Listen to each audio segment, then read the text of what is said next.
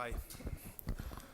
Bueno, arratsaldeon guztioi, ongi etorri, bienvenidos a todos y todas a una nueva edición, la quinta ya, creo recordar, de Pasajes Desconocidos de la Historia de Guipúzcoa, organizado por la Asociación de Historiadores Guipuzcoanos Miguel de Aramburu, en colaboración con Diputación a través de Koldo Mitxelena Kulturunea.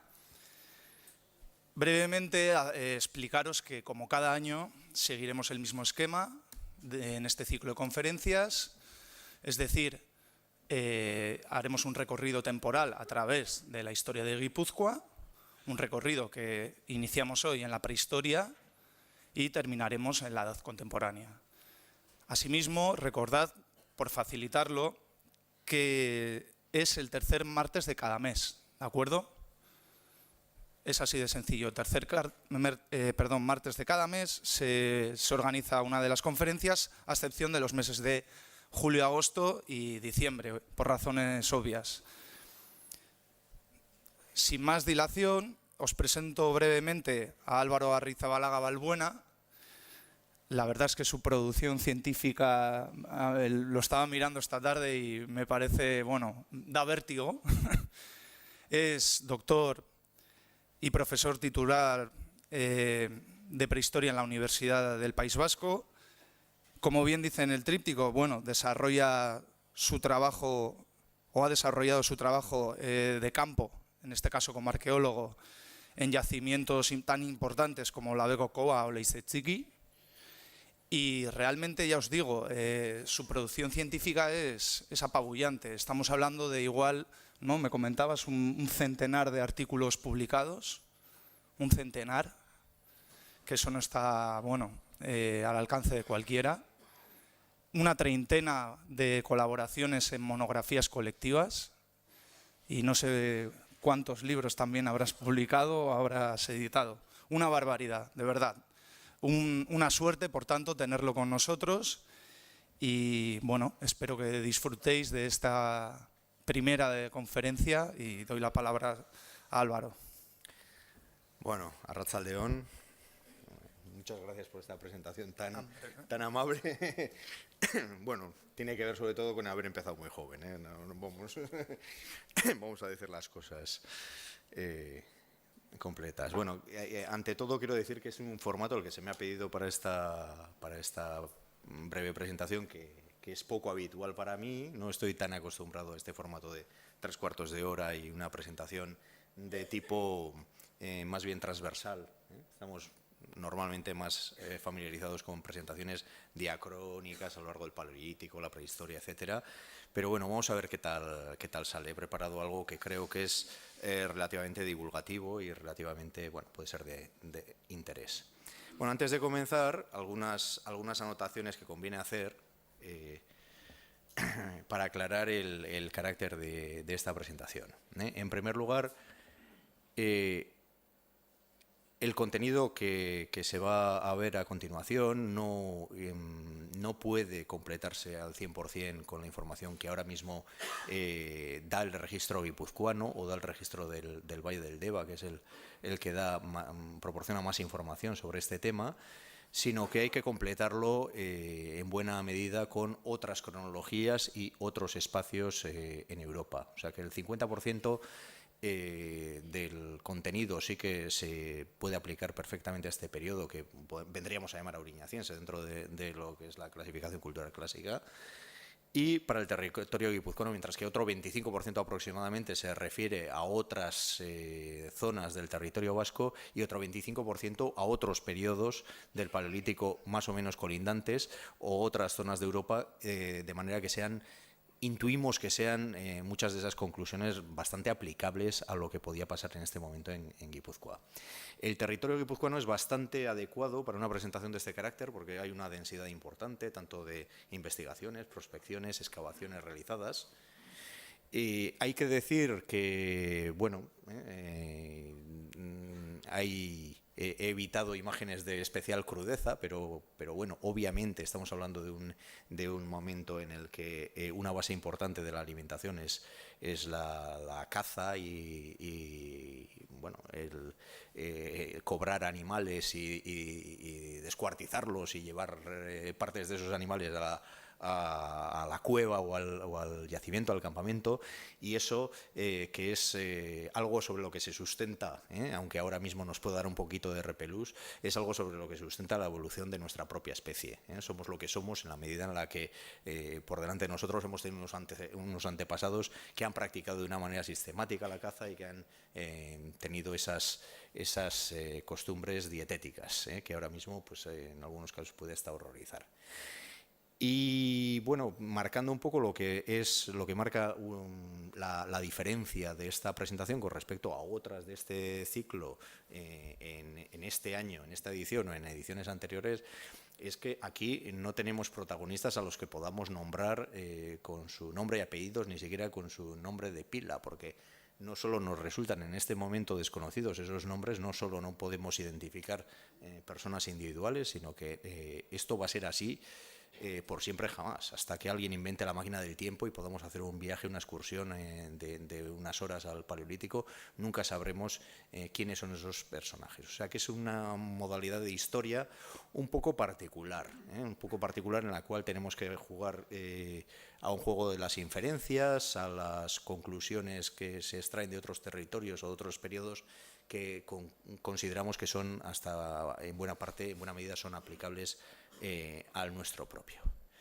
Bueno, para los que no estén familiarizados, aunque esto para otros es obvio, la inmensa mayoría de la información que manejamos procede de excavaciones arqueológicas que desde el periodo de Barandiarán, de José Miguel de Barandiarán, a partir de 1917, se practican de una manera sistemática en el territorio guipuzcoano, en las cuales a lo largo de normalmente campañas de verano se recuperan una serie de materiales arqueológicos.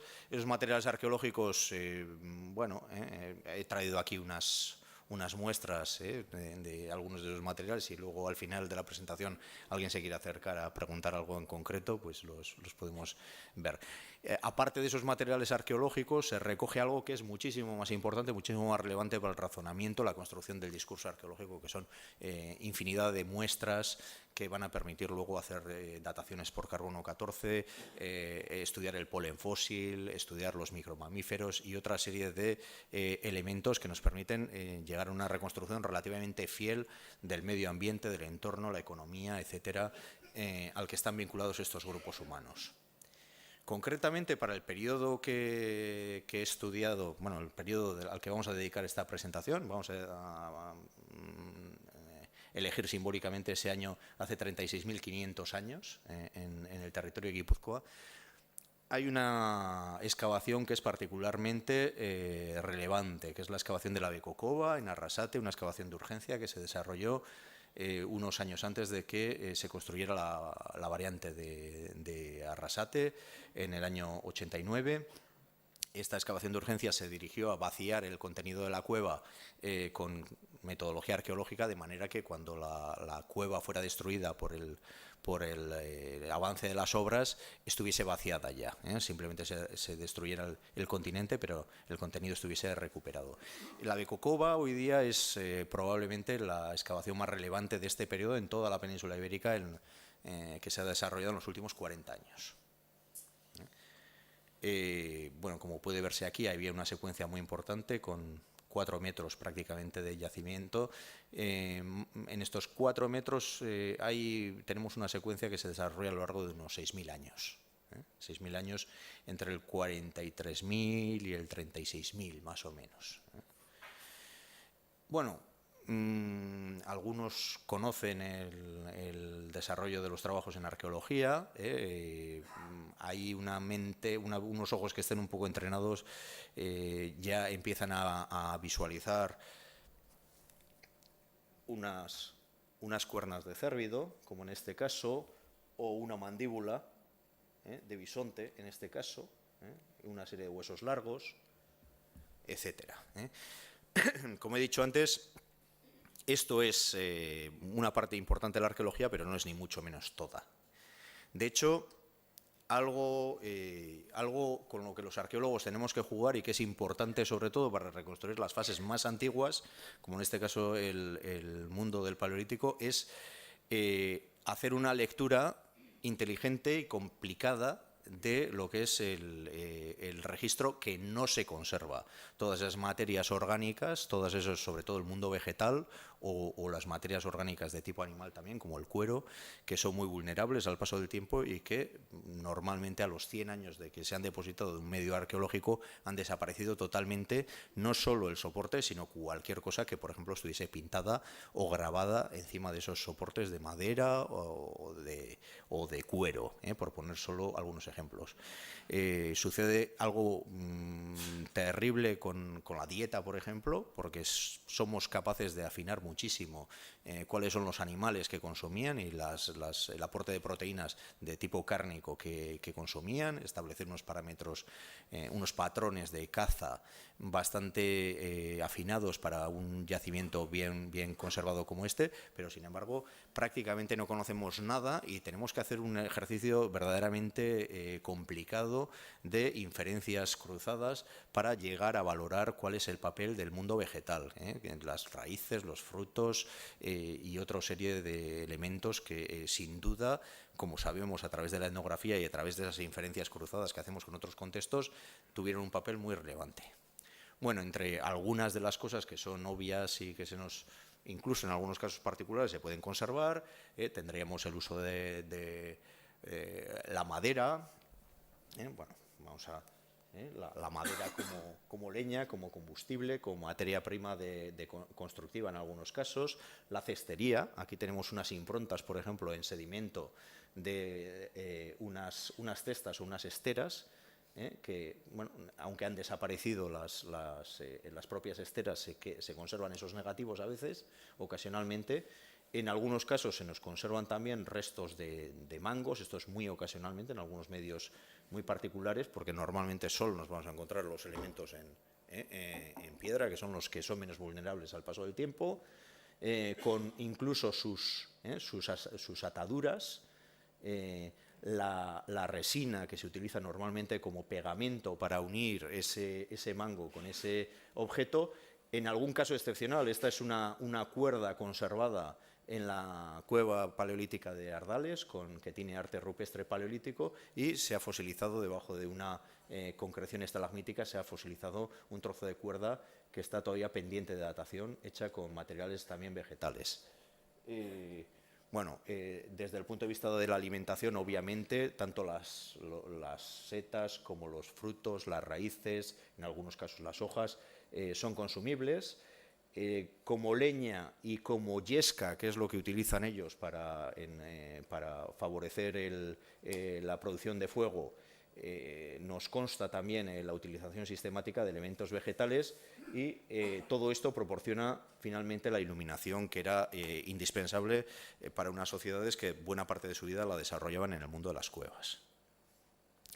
Bueno, parafraseando a un antropólogo italiano muy famoso, tenemos que entender que durante sus primeros estadios, pero que son prácticamente el 98% de la historia de nuestro género humano, la dialéctica, tenemos que entender el funcionamiento de la evolución humana como una dialéctica entre la naturaleza y la historia. Los seres humanos se sitúan en ese espacio intermedio en el que son absolutamente dependientes de una naturaleza que además es cambiante, porque estamos hablando de un momento en el que todavía hay fluctuaciones climáticas muy acusadas, de las que ellos no son conscientes porque tienen una duración muy superior a la vida media de los seres humanos, pero que tienen que estar continuamente adecuando las distintas generaciones, las estrategias de caza, las estrategias de adecuación a los recursos que les proporciona ese entorno. Bueno, concretamente en el momento del que estamos hablando, hace 36.500 años, en Guipúzcoa hacía mucho frío.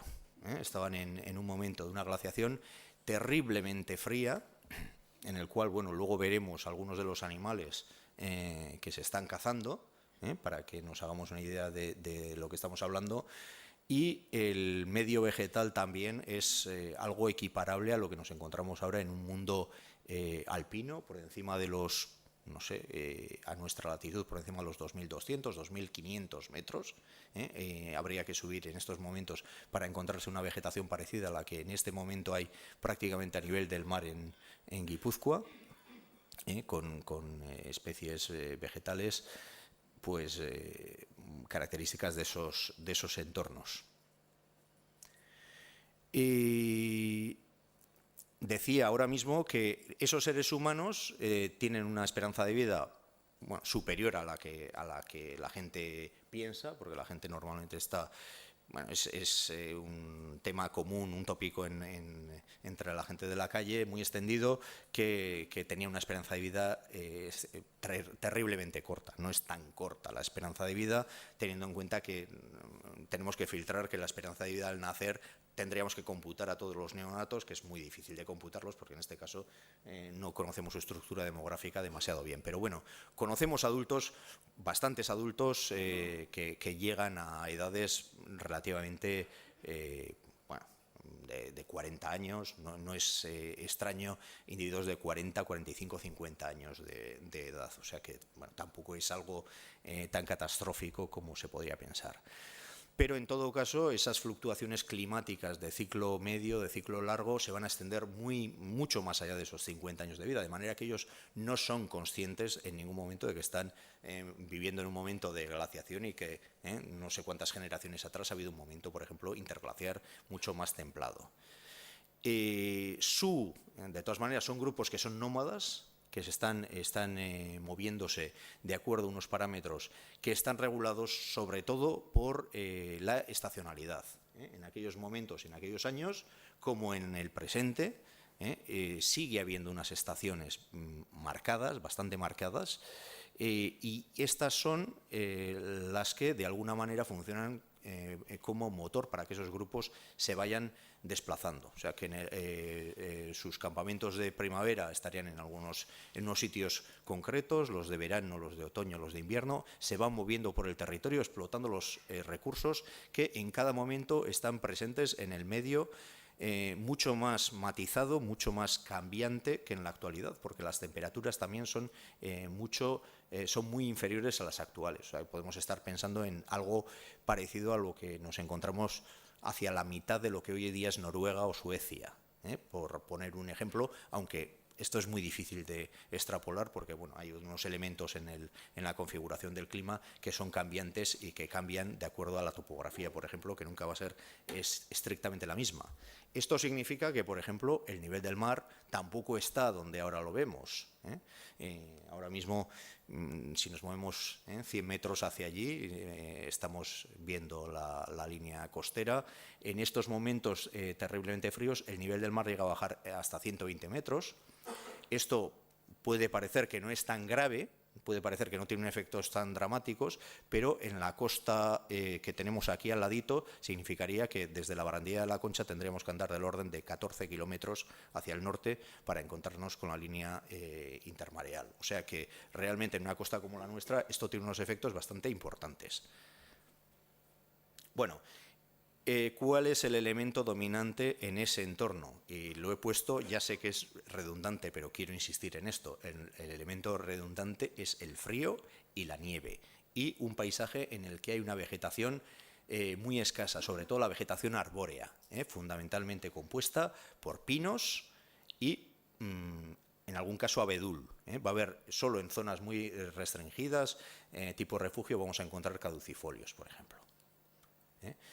En primavera tenemos nieve, en verano es posible que en algunas zonas no tuvieran nieve o tuvieran menos nieve, en otoño vuelven a tener nieve y en invierno, independientemente de dónde se muevan, en esta situación, incluso muy cerca del nivel del mar, estarían en un paisaje dominado por esta fotografía que vemos aquí. Bueno, ¿quién es el protagonista de esta historia? El protagonista de esta historia es nuestra propia especie Homo sapiens o Cromañón. Cromañón no es ningún insulto, todos los que estamos aquí, que nadie se sienta ofendido, todos los que estamos aquí somos cromañones. Bueno, El Cromañón, que contra lo que parece que también se ha instalado durante muchos años en la opinión pública como tópico, a la luz de los últimos datos, no parece que en la península ibérica o en el País Vasco tuviese la oportunidad de saludar a los neandertales. Esta es una imagen muy bonita, la de cómo sería el encuentro entre esas dos especies, pero parece que, más bien obedece a un espejismo metodológico. Realmente en Europa no parece que se haya dado esa circunstancia, o si se ha dado ha sido mínima, y en la península ibérica en ningún caso. La imagen que hay a la izquierda es muy evocadora, porque esos seres humanos que entran desde Oriente Próximo, hace unos 45.000 años en Europa, por Bulgaria probablemente, y lo lógico, teniendo en cuenta las condiciones climáticas del sitio en el que han evolucionado, primero en África, que es donde nace nuestra especie, y luego en Oriente Próximo, lo lógico es que tuviesen unas características morfológicas de esas que se ganan o se pierden desde el punto de vista biológico muy rápidamente, como son el color de la piel, el color del pelo, etcétera, de tonalidad pues como la que nos encontramos hoy día en Oriente Próximo, o sea, de tonalidad más bien oscura. Ahí tenéis un juego muy curioso hecho con la misma mujer con tres tonalidades de piel distintas. La percepción puede ser algo diferente, pero es la misma persona, y estas son características que se ganan o se pierden con enorme facilidad. No pasa lo mismo con la configuración de fondo, la configuración craneal, osteológica. En este caso, aunque luego comentaré inmediatamente que sí que es cierto que hay un pequeño porcentaje de hibridación con los neandertales en Oriente Próximo, y que todos los que estamos aquí también probablemente tenemos no menos de un 1% de genes neandertales en nuestro acervo genético, pero sin embargo son dos especies que son muy diferentes. Los cromañones son claramente, esto, un cráneo neandertal es muy difícil de confundir con un cráneo cromañón. En este sentido, aunque no son muy corrientes los enterramientos en el Paleolítico Superior en general y en el Oriñaciense en particular, no hay un solo enterramiento conocido todavía en Europa propiamente de nuestra especie. Habrá que esperar hasta momentos posteriores, pero lo que conocemos es que la especie ya aparece configurada de una manera muy parecida a la que la conocemos en la actualidad. Este viaje, como acabo de comentar, se produce desde Oriente Próximo, hace unos 45.000 años aproximadamente, entra nuestra especie en Europa, y en un periodo relativamente rápido, pueden ser 1.000 o 2.000 años aproximadamente, esta especie, que está habituada a climatologías templadas, probablemente como efecto positivo de esa hibridación con los neandertales, adquiere cierta capacidad de adaptación a los climas más fríos. Y esto es lo que le permite entrar a colonizar otros espacios que en ese momento estaban en plena glaciación.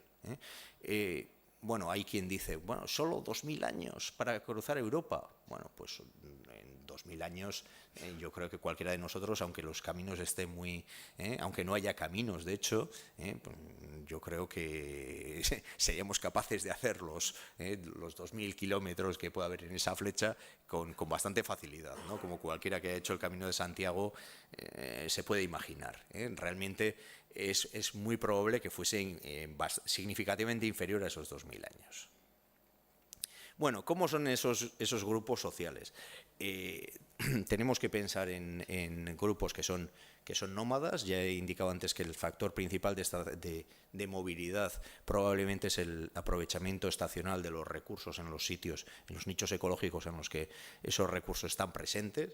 O sea que en la recolección de determinados frutos, como las avellanas, por ejemplo, se van a producir en los sitios en los que hay avellanos en el mes en el que hay avellanas. Lógicamente se van a desplazar a utilizar esos recursos en ese periodo a esa zona.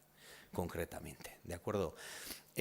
No son grupos excesivamente grandes, aunque hay alguna excepción cercana, como Istúriz. En Istúriz, por ejemplo, Istúriz en Baja Navarra hay una cueva gigantesca con unas dimensiones descomunales, de una concentración desproporcionada de materiales arqueológicos, que hace pensar que tenía que ser corriente que hubiese 100 personas o más viviendo, turnándose en la ocupación de la cueva, pero de manera más o menos continuada. Pero bueno, en general se suele hablar de unos grupos de unos 25 o 30 personas, en el que habría, vamos a decir que 2 o 3 núcleos familiares, 2 o 3 familias nucleares agregadas, de acuerdo a una serie de vínculos, en el que la natalidad parece ser que es baja, como es en los cazadores actuales, en los cazadores recolectores actuales, de en torno a 2 o 3 hijos por pareja, muy cerca del umbral de sustitución. Pero bueno, son grupos que están en permanente movilidad y tienen una natalidad que es baja, y no podría ser de otra manera probablemente. En el que, bueno, sabemos que los ancianos con más frecuencia eran hombres que mujeres. En este caso probablemente había lo mismo, que había una natalidad relativamente alta en el momento del parto por parte de los hijos. Habría también una natalidad difícil de controlar, una mortalidad difícil de controlar por parte de las propias madres, y sería más difícil que una mujer adulta llegase a fase de ser considerada como anciana. Bueno, en esta imagen de un magnífico dibujante de aquí al lado de Lezo, Juan Luis Landa, se puede ver lo que sería la reconstrucción de las cuevas del Andarvaso de Isbitarte en este momento precisamente, ¿no? Bueno, nos vamos un poquito lejos de aquí, nos vamos a Moravia, en la República Checa, para encontrar un ejemplo de algo que entre nosotros también debió ser muy habitual, aparte del uso de las cuevas, que conocemos relativamente bien, porque es relativamente fácil prospectar en esas cuevas, en las que además los materiales arqueológicos se han conservado dentro de un contenedor cerrado relativamente bien. Debió de ser muy habitual entre nosotros también la ocupación de campamentos al aire libre, en zonas en las que no hay tantas cuevas, o para explotar una serie de recursos que están en zonas de valle, en las que es más difícil encontrar una cueva. Ahora mismo uno de los retos grandes que tiene la arqueología vasca es el ser capaces de valorar, a partir de los poquísimos ejemplos que tenemos, uno de ellos en Donosti, por cierto, en Ametzagaña. A partir de los pocos ejemplos que controlamos, bueno, por supuesto hay que conocer más, en la medida de lo posible, encontrar más de estos campamentos al aire libre, pero ser capaces de valorar esa contribución en clave de registro negativo también, que es lo que nos falta de esos campamentos al aire libre, que serían tan interesantes de conocer en su configuración, pero que son difíciles de encontrar, son difíciles de excavar, se han conservado mucho peor, etcétera. Bueno, entre las escenas de vida cotidiana nos podemos encontrar, lógicamente, hay cosas aquí que se corresponden absolutamente con nuestra realidad, tanto con la fabricación de elementos de vestimenta, aunque esto es muy difícil de llegar a profundizar en esta faceta, teniendo en cuenta que la mayor parte de los elementos son orgánicos y muy vulnerables al paso del tiempo, se descomponen rápidamente, ¿no? Pero llamo la atención sobre ese fuego que está alimentado, en este caso de Moravia, con huesos de mamut. En los medios periglaciares hay muy poca presencia de árboles, lo cual hace que no haya demasiado combustible, y en Europa Oriental esto lo solucionan triturando hueso, que tiene colágeno, que es una materia orgánica, una especie de aceite animal que arde. Bueno, esto en Europa Occidental se consideraba que era una leyenda urbana, hasta que precisamente en esa excavación del Ave Kokova nos empezaron a aparecer unas manchas negruzcas en las que no había nada de carbón vegetal y, sin embargo, todo lo que aparecía negruzco ahí era hueso quemado. Entonces, bueno,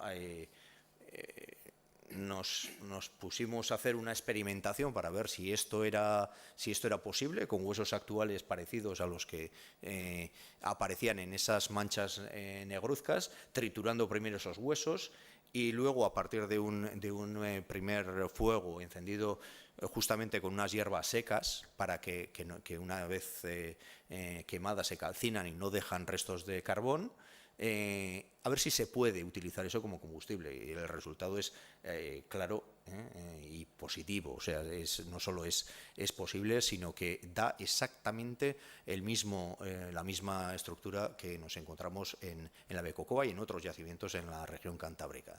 Por lo menos tenemos otro caso en Cantabria y otro caso recientemente detectado en Asturias. O sea, que en los momentos muy fríos en los que no hay leña, porque no hay prácticamente árboles, se utiliza como combustible el hueso, que además es una manera, pues bueno, es un material que es muy difícil de utilizar de otra manera, ¿no? Es una manera de reciclar como combustible esos materiales.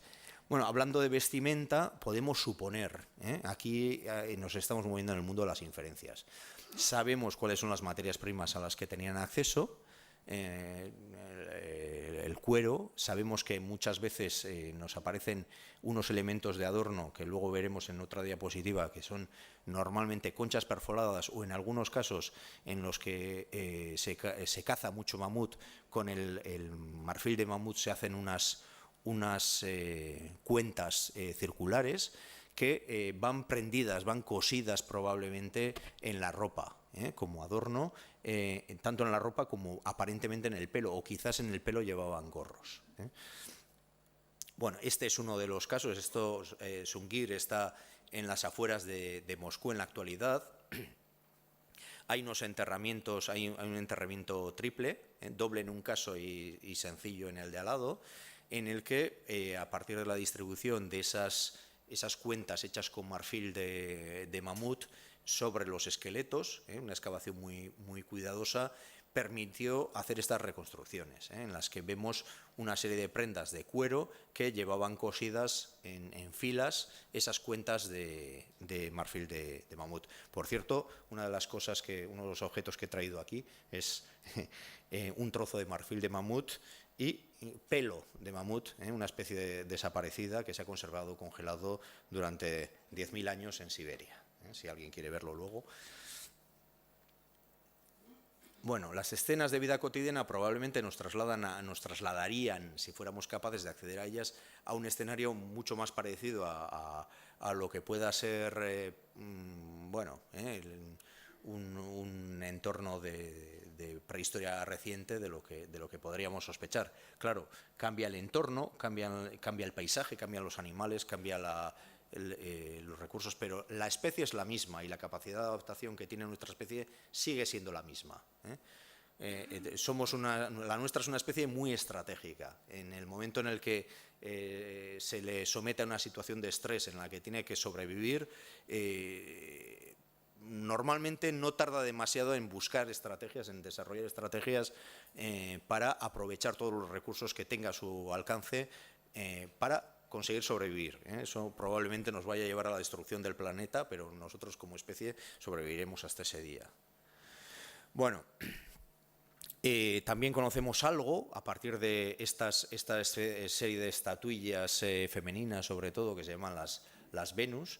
Hay alguna aurignaciense, la mayor parte de ellas son un poco más tardías, son gravetienses, sobre tocados femeninos, por ejemplo. Da la sensación de que en algunos casos nos encontramos con las representaciones de gorros o de moños o incluso de redecillas, ¿no? En el caso, la Venus que tenemos más cercana al País Vasco es esta que aparece aquí abajo, a la izquierda, Prasempuy, que es de unas dimensiones diminutas, son 3 centímetros de marfil de mamut. Y bueno, es una de las pocas representaciones en las que aparece una cara reconocible y esa especie de redecilla alrededor del pelo. Bueno, en este entorno En este entorno ya he dicho que es muy difícil de estimar y tenemos que cruzar muchas informaciones para hablar de los recursos vegetales, pero vamos profundizando, vamos alcanzando información desde ese punto de vista. Lo que sí conocemos bastante bien es el aprovechamiento que se hacen de los recursos animales, porque sobre todo en las cuevas estos materiales óseos, tanto las cuernas de los cérvidos como los huesos, normalmente se conservan relativamente bien. Aquí hay una escena, por ejemplo, en la que nos encontramos con los caballos, los tarpanes, los caballos de tipo Przewalski, que eran los caballos que había presentes en el entorno durante el Paleolítico. Es una especie muy particular de caballo. Allí al fondo unos bisontes, una manada de bisontes, en un medio de estepa seca, estepa herbácea, con algunos pinos. Esto podía ser perfectamente un paisaje de verano en el Valle del Deva hace 36.500 años. Bueno, vamos a tener también, sin embargo, otras especies presentes como son el reno o el mamut. El reno y el mamut que marcan como hoy día sabemos, sobre todo a partir del reno, que es la especie que se ha conservado, tiene una afinidad climática muy fría. Hoy día tenemos que subir mucho en latitud para encontrarnos con renos. Bueno, en este momento los tenemos en Guipúzcoa. Tenemos renos, tenemos mamuts y no tanto en Guipúzcoa, pero basta con que crucemos los Pirineos. En el país, en Iparralde, nos encontramos con que hay economías especializadas en el aprovechamiento del reno. Hay economías especializadas en la caza y el aprovechamiento del reno, en el cual va a haber, como vemos en este caso, el aprovechamiento que hacen los inuit en distintos sitios, los esquimales en distintos sitios del Ártico, cada vez que cazan un reno, para qué utilizan cada una de las porciones de ese reno, ¿no? El elemento más empleado es, bueno, esto es ciervo, pero el elemento más empleado van a ser, desde luego, las astas, porque son unos materiales de muchísima calidad, mucho más duros de lo que aparentan y me permiten trabajar con muchas cosas, pero se va a hacer también con distintos huesos particulares. Se van a hacer arpones, se van a hacer anzuelos, se van a hacer con el cuero de determinadas partes, se van a hacer bolsas, se van a hacer mochilas, se van a hacer cuerdas, con los intestinos también. Vemos que algunas de las costillas flotantes, por ejemplo, las utilizan para hacer un arco. Un arco con el que luego hacer fuego. Eso es un arco en el que se cruza un palo para poderlo rotar a gran velocidad y conseguir de esa manera calentar suficientemente una madera para llegar a hacer fuego. Entonces, bueno, esto es algo que genera economías especializadas. Las conocemos hoy, en algunos casos puntuales han llegado hasta el siglo XIX-XX y por registro etnográfico lo conocemos y lo podemos hacer equiparable a lo que era en algunos momentos, por ejemplo, la economía de algunos grupos en Iparralde, y algo parecido pasa con el mamut. No pasa en este caso para el País Vasco, pero sí que pasa en extensas zonas de Europa Oriental, por ejemplo, en lo que hoy día es Chequia, lo que hoy día es Polonia, lo que hoy día es Bulgaria, Ucrania. Hay una economía especializada en la que la inmensa mayoría, el 90% de lo que se caza, lo que cazan esos grupos es mamut. Lo que utilizan para hacer sus tiendas, en ausencia de madera, por ejemplo, son las costillas de mamut. Están usando para hacer la estructura de sus tiendas en esos campamentos al aire libre, las costillas de mamut, por ejemplo. Y para fijar las pieles que le dan, con las que cubren esto, utilizan las mandíbulas y los cráneos de mamut, también para dar con peso, fijar las estructuras. Bueno, tenemos también rinoceronte lanudo, un antecedente adaptado a climas muy fríos de lo que hoy día son los rinocerontes de piel desnuda. Y otras especies que son menos significativas desde el punto de vista climático, pero que al final van a configurar, en este caso, lo que es la economía cazadora de los guipuzcoanos de este periodo concreto, de este año concreto, como puedan ser este caballo de tipo Przewalski, el tarpán, el bisonte europeo, también muy consumido, y los animales de roquedo, Dos animales de roquedo que vamos a ver en algunos momentos casi indistintamente. El sarrio a la izquierda, la cabra montés a la derecha. Que ya, bueno, cuando observamos estos en el registro de nuestros yacimientos, tenemos que pensar que están subiendo, están remontando la ladera de los montes para llegar a estas especies que están adaptadas a las zonas de roquedo de cierta altura. Bueno, esto es para que se vea cómo evolucionan los distintos patrones de aprovisionamiento, el caso de la becocoba, cuáles son las especies preferiblemente consumidas. Vemos, por ejemplo, que en el nivel 7 hay un equilibrio bastante grande entre la caza del caballo, los bisontes y los ciervos, pero a partir de ese momento se va a especializar de alguna manera la economía, la caza en el consumo de grandes bóvidos, en particular bisonte y uro. Bueno, en este caso, además, en competencia con una serie de carnívoros presentes en la zona, que también esto llama mucho la atención a la gente. Digo, ¿no? Es que en Arrasate hace 36.500 años había hienas, había cubiles de hiena. Sí, había hienas, y además eran hienas que eran más grandes que las hienas actuales. Eran verdaderamente especies que resultaban sin duda peligrosas para los seres humanos. Tenían otras especies también, había otras especies también de carnívoros y osos, que no tenemos muy claro todavía hasta qué punto eran carnívoros, pero que también sin duda representaban una gran amenaza para los grupos humanos que se están moviendo por ese territorio.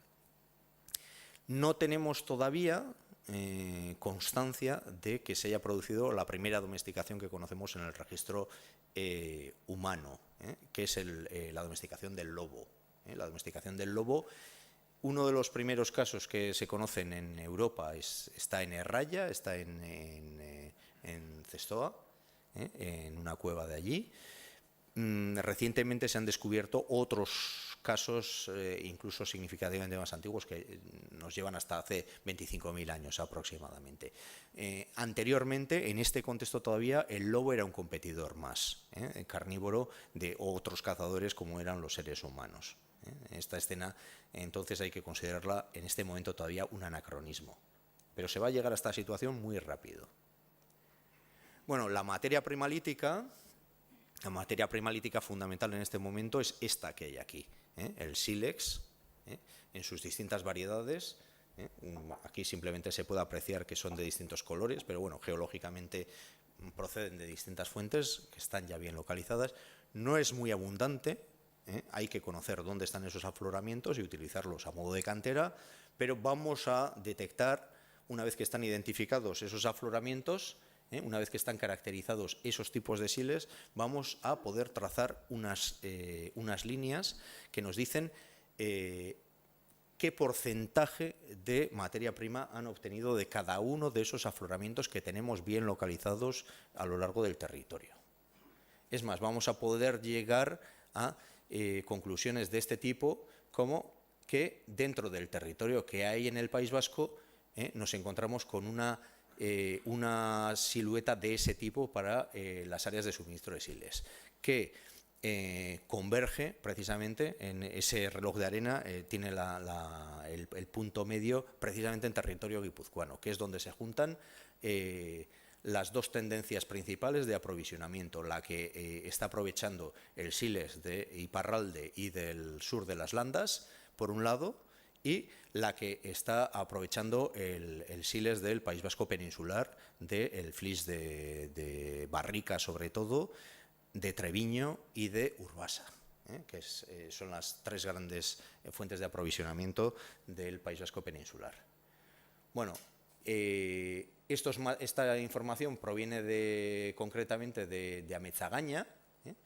Son datos de aprovisionamiento de materias primas de un yacimiento gravetiense, un campamento al aire libre gravetiense que está en el Alto Ametzagaña, aquí al lado de Garbera, y veis que realmente los elementos de sílex, incluso visualmente, incluso sin bajar a la lupa binocular, son diferentes entre sí, son de distinta tonalidad, tienen distinta apariencia. Bueno, a partir de esto se puede determinar, como en este caso, estableciendo cuáles son los patrones de aprovisionamiento y viendo que en Ametzagaña, aparte de un siles particular que aparece en el Alto de Ganchurizqueta, que es el más próximo y que se utiliza para hacer las cosas más sencillas, no vamos a tener un montón, una cantidad importante de material que viene del sur de las Landas y de Iparralde. Esto, bueno, como el siles no se mueve, son piedras que no se mueven por sí mismas, nos hace pensar que hay una movilidad de los grupos, nos hace concluir que son esos grupos los que están intercambiando y moviéndose por ese territorio y al tiempo que se mueven están diseminando esas materias primas. Bueno, no quiero tampoco insistir demasiado en esto. Tenemos una fuente de información también sobre lo que es el registro de la cultura material, que afecta tanto al instrumental en piedra, en siles habitualmente, como he dicho, como al instrumental en materia orgánica que se nos ha conservado, fundamentalmente con estas cuernas, se hacen, a partir de varillas que se extraen aquí, se hacen azagallas, se hacen puntas de lanza, que luego se emplean para la caza de esos animales. Bueno, algo que estamos pudiendo en estos últimos años interpretar es cómo se producen esos patrones de movilidad, cuáles son las rutas por las que se están moviendo esos grupos a partir de toda esta información, entre ellos también la materia prima y la cultura material. Nos permiten definir, por ejemplo, dentro de esos patrones de movilidad, que hay una especie de autopista que está conectando la región cantábrica con el Valle del Ebro y probablemente también en algún momento con la meseta norte, que es el corredor biológico del Valle del Deva, en el cual nos vamos a encontrar, por ejemplo, una cantidad enorme de especies que solo están presentes ahí. Especies muy características de momentos muy fríos, como puede ser el glotón, o especies muy características de momentos templados, como puede ser el macaco, el mono. Nos encontramos en el Sechiqui, nos encontramos glotón y mono en momentos distintos, obviamente. Pero lo que nos está significando es que en momentos de estrés climático, cuando cambia mucho y muy rápido la climatología, esas especies están moviéndose por esa especie de válvula de escape en momentos de estrés climático. Bueno, conocíamos algo de esto también en relación con las especies humanas porque una de las conchas que aparece en los niveles musterienses del Sechiqui, esta concha se recogieron unos neandertales hace unos 50.000 años en una playa del Mediterráneo, como mínimo 550 kilómetros de distancia de Lesechiqui, y probablemente la recogieron, les pareció bonita y la han llevado hasta el yacimiento donde la perdieron o la desecharon. O sea que conocemos también esta movilidad. Bueno, este es un intento de explicar con 4 puntos determinados. Uno de ellos se encuentra en el mar. No es un fallo del mapa. Uno de ellos se encuentra en el mar porque en este momento el mar no estaba aquí. En este momento el mar estaba significativamente más al norte. En el momento de invierno, lo lógico es pensar que estos grupos están viviendo en la línea de costa, lo más lejos posible, en la zona más atemperada posible. Los campamentos tanto de primavera como de otoño se pueden situar, en este caso en el Valle del Deva, en 2 zonas o en 2 yacimientos, lo podemos especificar en este caso como Lesechiqui y la Becocova, en zonas intermedias del valle, mientras que probablemente los elementos, el reno que nos aparece en Lesechiqui, que muchas veces aparecen elementos que pueden haber sido traídos con las pieles de renos cazados en otro momento y en otro lugar, pueden tener que ver con un movimiento de esos grupos hacia la llanada alavesa, a través del puerto de Cruceta, a través del puerto de Arlabán, para establecer los campamentos de verano y cazar allí los renos que serían más abundantes a más altura y que probablemente están migrando en los momentos de verano, están moviéndose hacia la zona de la meseta norte por el corredor de la Bureba. Bueno, termino ya.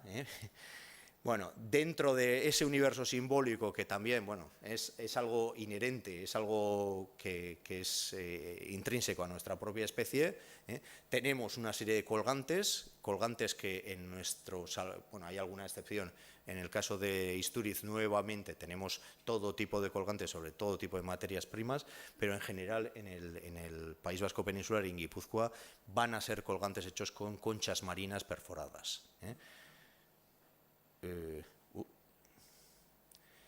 No tenemos casos como de estas Venus, estas pequeñas estatuillas femeninas. He traído para que se vea el caso de una escala real. Este es el caso de Dolní Stonice, en Moravia, y es una Venus grande, suelen ser de este tamaño o más pequeñas. Ese sería el caso que está ahí abajo.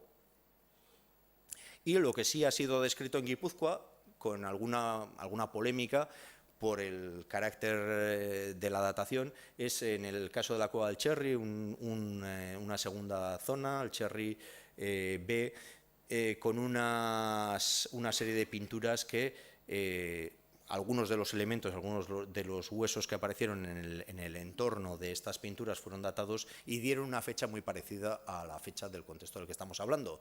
En todo caso, sabemos que lo mismo que en nuestra especie es inherente esa afinidad por el adorno personal y por estas pequeñas estatuillas de arte mobiliar o de otros elementos de arte mobiliar, también desde prácticamente el primer momento de la entrada de nuestra especie en Europa vamos a tener también algunas representaciones de arte parietal. Bueno, si volvemos a Guipúzcoa, y con esto termino, si volvemos a Guipúzcoa nos vamos a encontrar con una situación bastante más humilde, en el sentido de que bueno, tenemos un registro limitado. Más humilde, pero muy antigua, porque creo que esta pieza que hay aquí de la Becocova, del nivel protauriñacense de la Becocova, es esta misma de aquí, en arte figurativo mueble puede ser la pieza más antigua que se conserva en todo el Cantábrico, y quizás hasta en la península ibérica. Pero bueno, como se ve, es una rara excepción, porque aquí está acumulado todo el auriñaciense de la península ibérica, aquí está acumulado todo el gravetiense de la península ibérica. Estamos hablando de unas docenas de piezas, entre las cuales hay algún componente guipuzcoano, hay algún componente vasco, pero bueno, todavía estamos hablando de unos movimientos muy iniciales del arte. Y bueno, con esto termino y me quedo a disposición para cualquier pregunta que quieran hacer. Muchas gracias.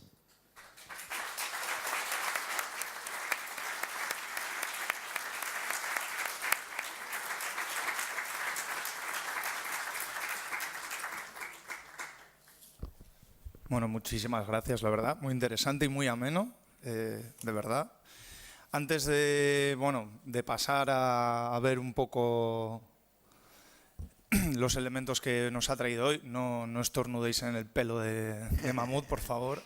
Si queréis hacer algún tipo de pregunta, comentario, etcétera, ella, como veréis, os irá pasando el micrófono, ¿de acuerdo? Levantad la mano, que os vea y os lo pasará, porque se tiene que grabar, hay que hablar a un micrófono. Gracias. Bai. Bueno, mila esker. Ahí hemos visto unas estampas para mí sorprendentes, ¿no? Sobre todo se veían como estampas hogareñas o familiares. ¿Se sabe cómo eran los núcleos familiares? Es decir, si había alguna jerarquía, cómo se relacionaban, etcétera. Bueno, de nuevo tendríamos que hacer un poquito una inferencia entre el conjunto de las situaciones que encontramos homologables más o menos de Paleolítico superior, que nos darían un registro relativamente informativo, y luego también una analogía con grupos de cazadores-recolectores actuales. Actuales ya quedan bastante pocos. Cuando decimos actuales queremos decir subactuales, de los últimos documentados a partir de 1700, por ejemplo, o 1750. En general, entre los grupos de cazadores-recolectores hay un concepto de propiedad distinta, por ejemplo, un concepto de propiedad que no tiene demasiado que ver con la propiedad privada de las cosas o de las tierras. De las tierras nunca. Nunca va a haber un concepto de propiedad privada, porque eso es algo, lógicamente, que tiene que ver con los grupos productores. A partir del Neolítico va a empezar a aparecer los primeros indicios de propiedad de los animales o de las tierras. Ligado a eso, el concepto de jefatura también es distinto.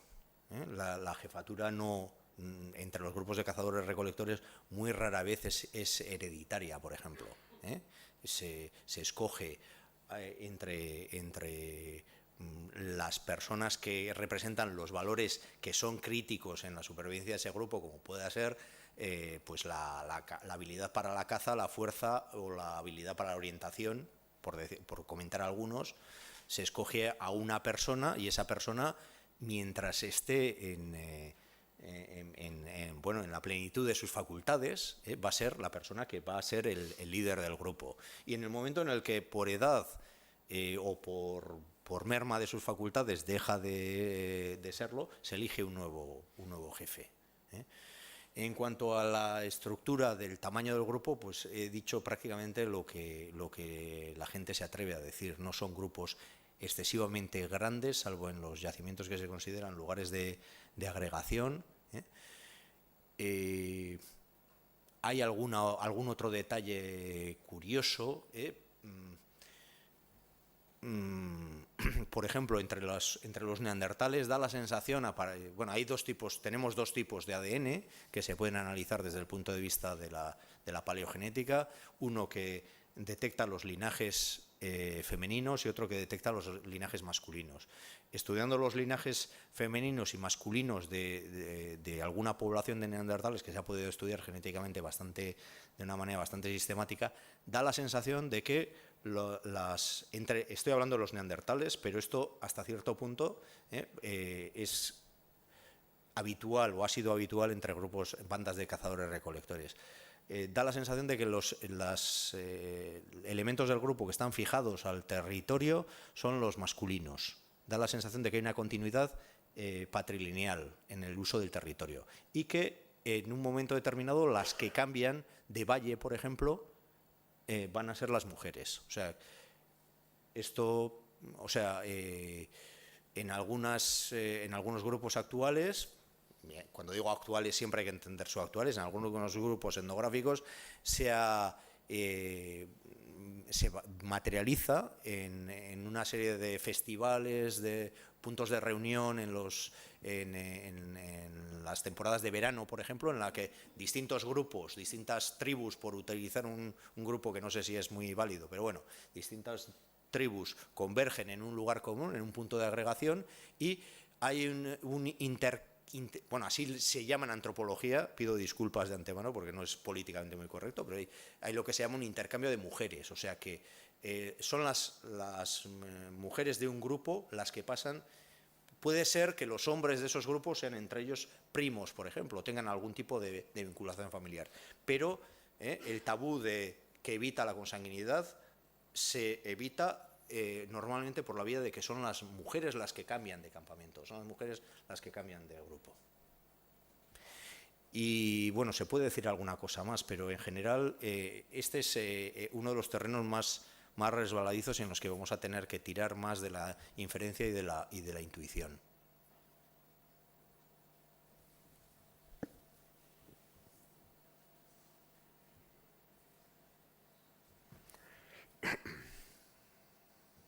Sí, ¿se oye? Sí que tenía unas preguntas en relación con el mar. Me llamaba la atención cuando ya se ve que tienen relación con el mar, por las conchas y por todas estas cosas, que en la ruta de penetración a Europa siempre aparece la ruta por el Danubio, la ruta interior, pero no aparece por la costa. Entonces, la duda que me queda es si es porque no quedan restos por la subida del nivel del mar o no. Y después otra pregunta también con el mar y aquí en la cornisa cantábrica. Si se situaba la línea de la banquisa en los inviernos de esta época tan baja como nos la pintan, o sea que prácticamente la teníamos al alcance de la mano, pues estaba por debajo de las islas británicas. Entonces, lógicamente, las focas del hemisferio norte uno de los lugares que tendrían para reproducirse sería en nuestra costa cantábrica. Pero yo no sé, no he oído nunca de huesos de focas que queden así en los restos como una comida importante. Y luego la última ya con los huesos. Hacían fuego con los huesos, pero claro, en la madera que se necesita para hacer fuego, aunque el hueso pueda aguantar más, es bastante más que lo que se come. Quiero decir, recolectaban huesos en alguna parte. Se piensa que podían ir a algún sitio y recopilaban los huesos para quemarlos después. Bueno, empezando porque se me van a olvidar seguro, ¿eh? Voy a tener que pedirte que me lo recuerdes. Bueno, en relación con la última pregunta. La última pregunta, en realidad el hueso es un combustible muy eficaz, ¿eh? Arde muy lentamente, con muy baja temperatura, pero tiene una duración muy grande. Entonces, es ideal, por ejemplo, para un fuego de mantenimiento, de estar toda la noche sin tener que alimentar el fuego, ¿eh? La experimentación que hemos hecho nosotros es que es muy difícil que suba de 250 grados la temperatura justo encima de la llama, pero se inicia muy fácil. Ninguno de nosotros creía que fuese tan fácil de iniciar. O sea, basta con unas hierbas secas que den un poquito de llama y en cuanto echas encima un poquito de colaje, un poquito de tuétano. El tuétano para ellos era muy precioso, el tuétano no lo iban a usar para eso. Lo que usan para eso es el colágeno que está dentro del hueso, que no pueden aprovechar de otra manera. Rompen el hueso para aumentar la superficie de exposición al calor y que se licúe la grasa que está dentro del hueso. Entonces, a medida que se calienta el hueso, va soltando, va haciendo una especie de mecha, va soltando, va licuando la grasa, el colágeno, y ese colágeno va ardiendo.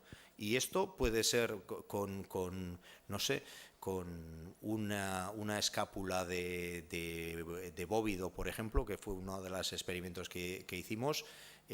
A las 7 horas aquello seguía ardiendo, ¿eh? O sea que es muy eficaz, ¿eh? No haría falta probablemente más allá de los huesos que ellos tienen a disposición.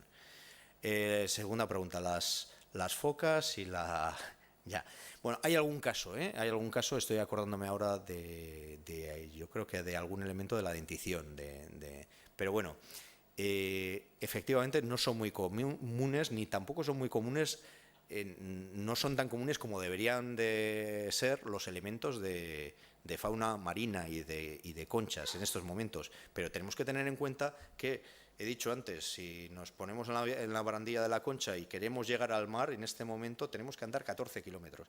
Esos 14 kilómetros, en esos 14 kilómetros en los que están viviendo, en el momento en el que hay la nueva transgresión y el mar, en un momento más cálido, sube y los ocupa, tenemos que pensar que hay una banda ahí de entre 11 y 14 kilómetros en la costa, toda Guipúzcoa, en las que las cuevas y los campamentos al aire libre están anegados, están cubiertos por el mar. Ahí es donde tendríamos que encontrar la mayor densidad de utilización de los elementos marinos, de las focas, de las conchas, etcétera. Porque también es muy raro encontrar...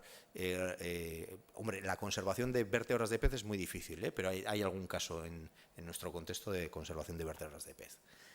Y la primera pregunta, perdona. La ruta de entrada. ¿Por qué no se... Ah, bueno, sí. Bueno, yo creo que el motivo es prácticamente el mismo, ¿eh? Bueno, ahí era una cosa muy esquemática, ¿eh? Hay una ruta por el sur, probablemente, de la entrada de los cromañones, que está interrumpida porque lo que hoy es toda la costa que hay entre Italia y Croacia, toda esa costa tiene muy poca profundidad. Entonces, en este momento, lo mismo que Gran Bretaña está unida a Francia, en ese momento prácticamente la línea de costa llega a la mitad de Italia. Por ahí están haciendo el recorrido de Croacia, de lo que hoy día es Croacia a lo que hoy día es Italia, el recorrido lo están haciendo por lo que actualmente es el fondo del mar. Luego ahí no nos va a quedar registro. Los primeros yacimientos nos los encontramos en la zona casi bastante al sur de Venecia, bien. Lo que sí se encajona es en la otra costa, en lo que hoy día es la Costa Azul, en la zona de Mónaco, por ejemplo, que ahí hay una zona de acantilados, ahí sí que conocemos unos cuantos, bastantes yacimientos muy antiguos de la primera entrada de los cromañones. O sea que la parte más difícil de nuestro trabajo, bueno, nuestro trabajo tiene partes muy difíciles. Una parte es que tenemos que trabajar con un registro que tiene una resolución geológica y tenemos que intentar sacar conclusiones de tipo histórico. O sea, que estamos hablando de milenios, por un lado, en la resolución de nuestro registro, de nuestra información, pero tenemos que intentar llegar al individuo que tiene una vida de 25, de 30, de 40 años. Esa es una parte muy difícil. Y la otra parte, que ya lo he comentado antes, que es muy difícil, es que tenemos que trabajar continuamente, no solo con lo que se nos ha conservado, que eso puede ser más o menos cómodo, sino sobre todo tenemos que intentar y entender cómo ha influido la parte de información que no se nos ha conservado. Y ahí es muy significativo en los momentos fríos la evolución de la línea de costa. Porque podemos suponer que hay, no sé, 20 yacimientos con arte rupestre, 20 cuevas con arte rupestre, por ejemplo, ahora mismo debajo del mar. Lo podemos suponer y probablemente me quede corto. ¿Qué le vamos a hacer?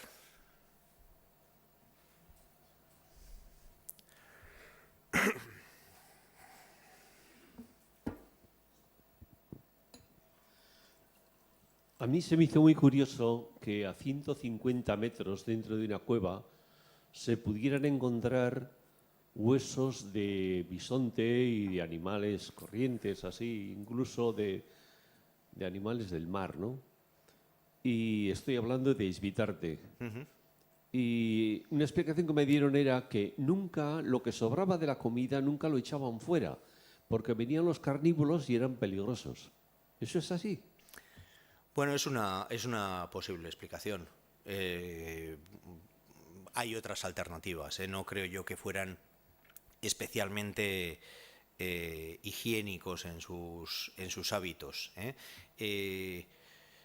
Hay un caso muy bonito, muy significativo en Cantabria, que es una cueva que se descubrió hacia 1995, creo recordar, que es la cueva de la Garma. Es una cueva en la que hace como 14.500 años un día se fueron a cazar, dejaron todo el yacimiento con todas las cosas como, como cuando tiene uno una visita inesperada y tiene la casa sin barrer. Lo dejaron todo pensando en volver esa tarde probablemente con la caza, y cuando volvieron se encontraron que la ladera sobre la cueva había tenido un corrimiento de tierras y había cubierto completamente la entrada de la cueva, y no supieron encontrarla. Bueno, la cueva está así hasta creo que 1995, en el que un espeleólogo entra por una cota superior, descubre una sima que por la parte de atrás, vamos a decir, en el interior de esa colina, le permite acceder a los 3 niveles kársticos que hay dentro de la misma colina, incluyendo este yacimiento en el que tenemos arte parietal, tenemos pinturas en las paredes, tenemos un montón de piezas extraordinarias de arte mueble, unas piezas extraordinarias que hacen la delicia del Museo de Santander, de Prehistoria, y sin embargo, hay muchísimos, infinidad de restos de comida, de fauna, que están por allí dispersos. Esos elementos que para nosotros son magníficos y que pensamos, a veces le damos 1000 vueltas. Esta pieza, ¿qué pensarían cuando hicieron esta pieza extraordinaria? ¿Cuál será el simbolismo? ¿Será una diosa? Esas piezas de una confección maravillosa están tiradas en perfecto desorden entre los restos de comida. O sea, en otros yacimientos se ha comprobado que barrían. En algunas ocasiones, ¿por qué barrían? Porque si yo ahora cojo un percutor y empiezo a darle golpes a esto, van a salir una serie de esquirlas de talla, de siles, que cortan como cuchillos, cortan más que cristales. Esto raya el vidrio. Esto raya el vidrio. Y claro, pues andar descalzos o con unos mocasines por ahí, pues tenía que dar lugar muchas veces a accidentes. ¿Qué hacían? Pues cogían y de vez en cuando lo esparcían, lo acumulaban. En otros momentos, cuando consumen muchas conchas, mucho marisco, lo que hacen es, van tirando, generan lo que se llaman concheros, generan acumulaciones enormes de conchas, que son desechos para ellos. ¿Por qué lo hacían? Pues hay explicaciones alternativas. Esa es una buena, por ejemplo. Pero, bueno, no sé. Yo creo que tendrían algunos recursos también para espantar a...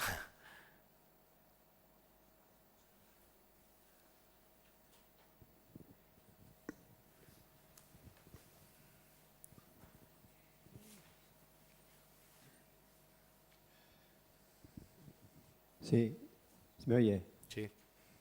¿Se sabe algo del lenguaje que utilizaban? De su lenguaje.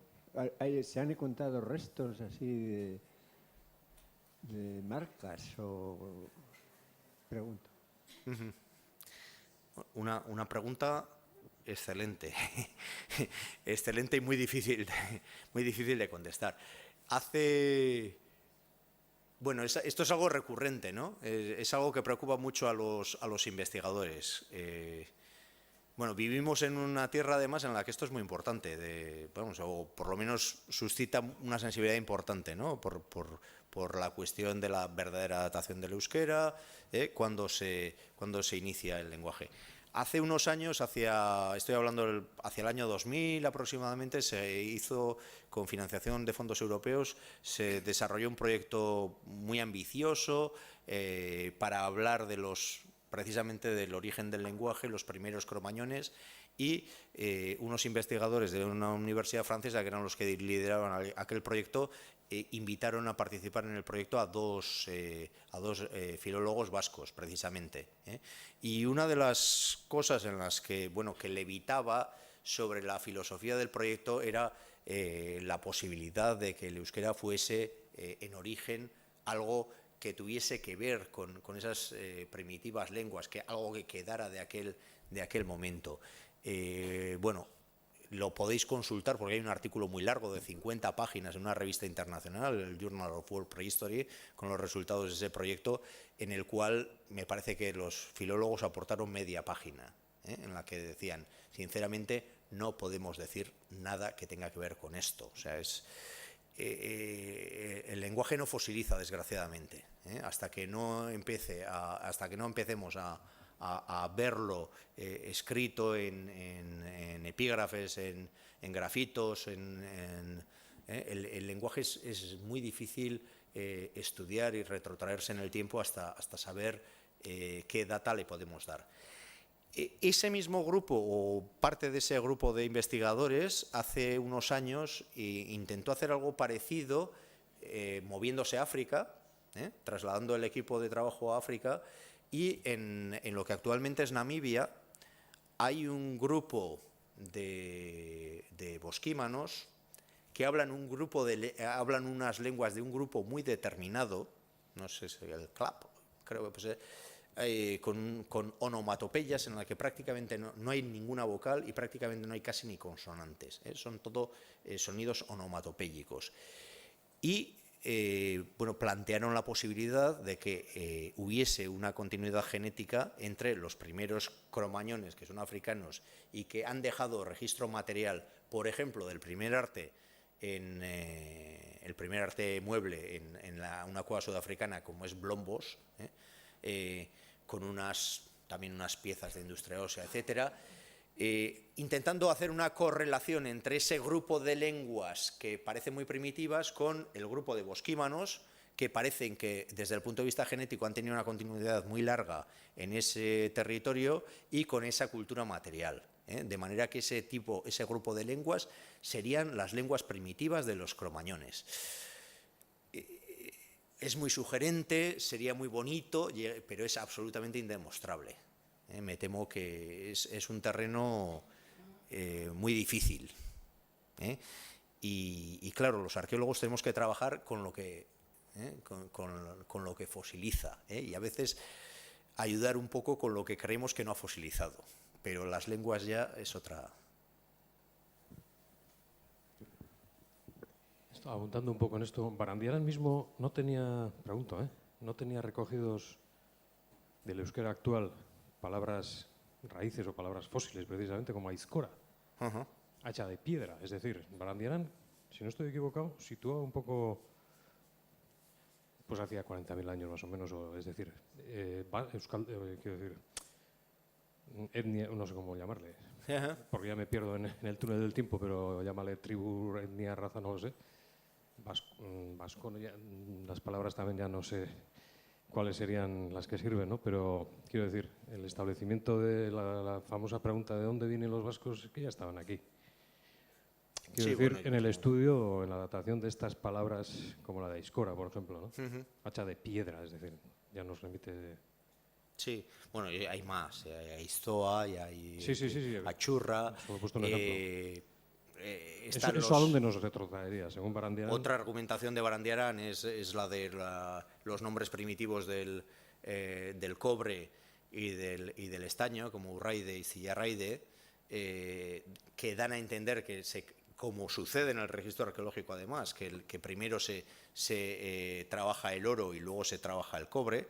Eso sucede en el registro arqueológico, o sea, el conocimiento del oro se anticipa ligeramente al conocimiento del cobre. Bueno, yo no soy un especialista en ese tema. Puedo decir lo mismo prácticamente. Es muy sugerente. Barandiarán eso lo permitía más o menos ambientar el origen de esas palabras en un contexto, vamos a decir que neolítico, calcolítico, el mundo megalítico, lo pone él en relación también con los primeros pastores, con la convergencia entre las rutas de transhumancia más o menos, vamos a decir también subactuales, con la dispersión de los dólmenes de montaña. Muy sugerente, sería excelente, sería maravilloso poder llegar a demostrarlo, pero yo me temo que la arqueología ahí toca fondo, porque simplemente no creo que podamos llegar a demostrarlo. Si lo pueden demostrar los lingüistas, yo estaría encantado, pero...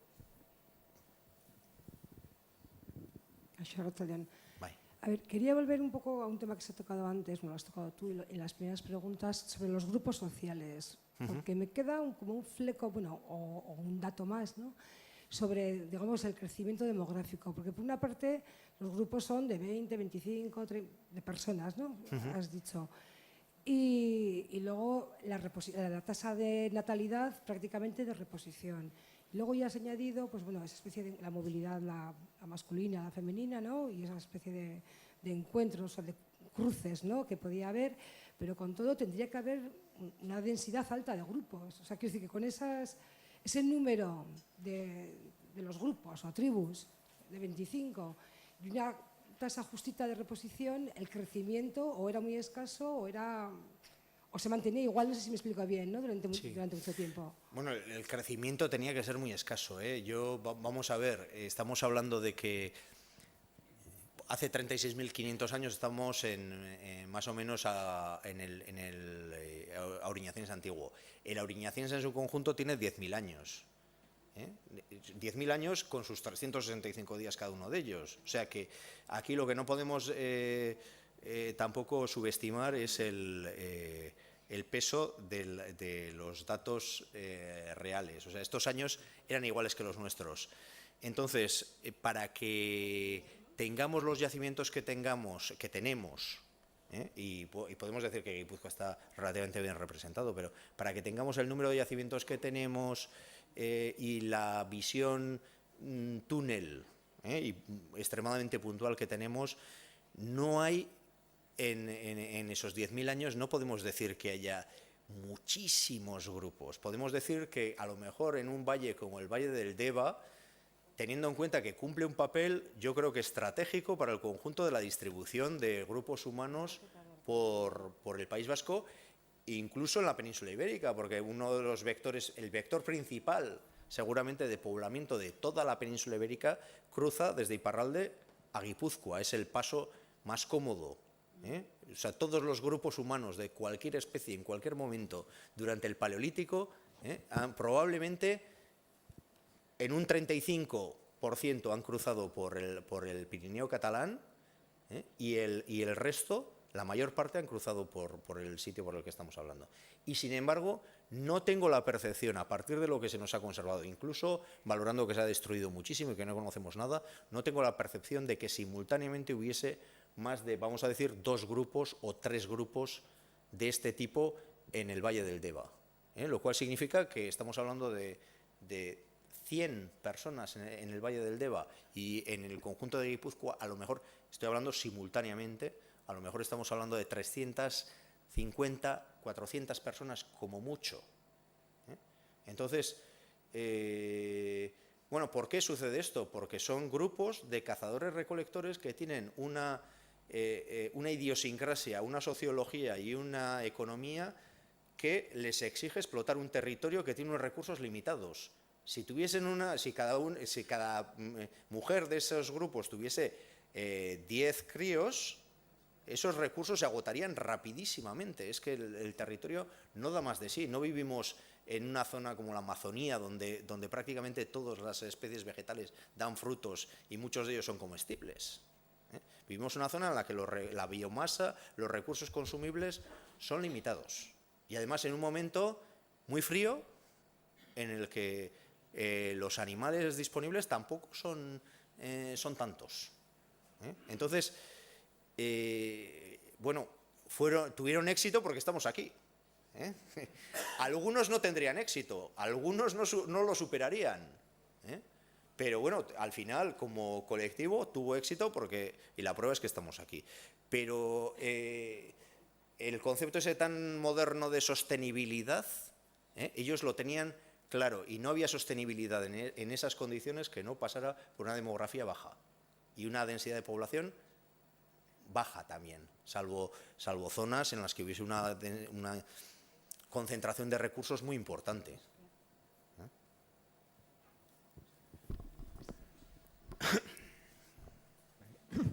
Nik galdetu nahi nizun, ematen du zu hitz egiten ari zarenean, jakintzat ematen dezula, azken momentuan, gu garela haien jarraitzaileak, baina ez dago hain garbi, ez? Zer esanik ez, amengo gipuzkoarrak ez gara hoien jarraitzaileak, baina esan nahi dute espezie bezala, arrakastatsuak izan ziren. Zer dakigu, horregatik positiboki galdetu nahi nizun, ea zer dakigun edo zer dakizun garai hartako Kromagnonen edo garai hartako biztanleen eta gaurko hemengo jendearen jarraitasun genetikoaren gainean edo. Ia azken boladan, aipatu dira Atapuertako jendearekin, oen dela 5.000 urteko jendearekin, horrelako gauzak ez dakit. Zer dakigu horretaz? Bueno, aipatu duzun azkenengo kasu hori nik uste dela oso bakuna eta dala irakurketa nahiko traketxa informazio genetiko batetik, ez? Oso gizabanako gutxi aztertu direlako eta gainera hortik ondoreztatu daiteke bata eta kontrakoa. Informazio genetikoak ez dauka norabidea. Zuk aurkitzen dozunean hau eta hemen eta antzeko otasunak aurkitzen dituzunean, ondoreztatu dezakezu hauek direla hauen jarraitzaileak edo alderantziz, hauek direla, oien, ulertzen zu? Ez dago, ni konbentzituta nago, amendik 20 urtetara askoz gehiago jakingo dugula honen inguruan. Baina paleogenetikak egun, nire ustez, oraindik baditu, sortarazten ditu zalantza gehiago, zehaztasun eta informazio benetazkoz fidagarria baino. Nire ustez, Vale. Marcatu, ¿puedes resumirlo en castellano? Porque como se graba... Vale. Marcatu, Bueno, pero eso da igual, o sea, que le haga una pregunta y le responda en euskera, no hay ningún inconveniente. Lo que sí, como se graba, pues... Vale. Eskerrik asko. No, decía que la información genética probablemente a medio plazo va a dar mucha luz sobre este tipo de cuestiones, sobre la continuidad, no continuidad, etcétera. Pero que en este momento todavía yo creo que es todavía insuficiente. Esto se complica además con otro factor, creo que lo he comentado antes de pasada. sobre los primeros 10.000 años de nuestra especie en Europa, prácticamente no tenemos registro fósil. Hace 20 años se daba por supuesto que había una serie de fósiles. He enseñado antes, ha aparecido antes por aquí un cráneo. Esto es un cráneo de un cromañón encontrado en la cueva de Concapel, allá por los años 1904, 1905, que compraron, porque el patrimonio arqueológico en Francia, a diferencia de lo que sucede en España, por defecto en Francia es privado. Entonces el dueño de la cueva tenía capacidad para vender estos materiales, se lo vendió a un museo de prehistoria en Berlín y estos materiales están hoy en Berlín. Desde 1904 hasta hace 3 años, este cráneo y este esqueleto se daban por contemporáneos de la época de la que estamos hablando, hasta que se ha hecho una datación una datación directa de uno de estos restos humanos y se ha demostrado que, como prácticamente todos los demás que se daban por auriñacienses, es del periodo inmediatamente posterior, es gravetiense. Luego, de los primeros 10.000 años de presencia de nuestra especie en Europa, prácticamente no sabemos nada. O sea, si viniera alguien en plan revisionista y se propusiera demostrar a todos los demás o argumentar a todos los demás que todavía no ha entrado nuestra especie en Europa, y que los que están haciendo las industrias que consideramos que son del Cromañón, las primeras industrias del Cromañón, son todavía de los neandertales, tendría prácticamente los mismos argumentos para decirlo que lo contrario. Entonces, pues realmente